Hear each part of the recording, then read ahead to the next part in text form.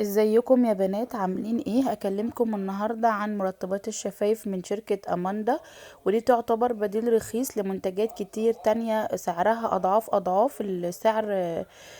اماندا، وتقريبا بتاخدي منها نفس التأثير او نفس النتيجة. مرطب الشفايف اماندا بسعره 12 جنيه او 15 جنيه في بعض الاماكن. ترطيبه كويس قوي وملمسه على الشفايف حلو قوي، ما بتحسيش بتقل زيادة عن اللزوم على شفايفك. وكمان بأطعم وروايح كتيرة، ريحتهم كلهم حلوة وجميلة على حسب طبعا الريحة اللي انت بتفضليها. وكمان بيكون ليها لون، واللون بيبان على الشفايف بشكل طبيعي جدا وشكل ناعم قوي. انا استخدمت او جربت 3 انواع، جربت اللي بالفراولة وجربت كمان اللي بالخوخ واللولي بوب. هقول هعمل لكم سواتش للثلاث انواع يا بنات. اكتر واحده عجبتني وبحبها جدا اللي هي اللولي بوب.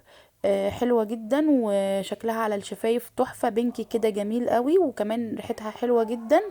تاني واحدة عجبتني اللي هي بالخوخ، برضو لونها كويس قوي على الشفايف وحلوة. اكتر واحدة بقى ما عجبتنيش قوي او حسيت ان هي ما دخلتش قلبي اللي هي بالفراولة، رغم ان انا بحب ريحة الفراولة، بس حسيت ان انا مش حباها قوي. ف لو هكرر تاني هجرب اللولي بوب وهجرب الخوخ، وناوية ان شاء الله اجرب باقي الاطعمة بتاعتها. بس كده يا بنات، وده كان ريفيو سريع النهاردة.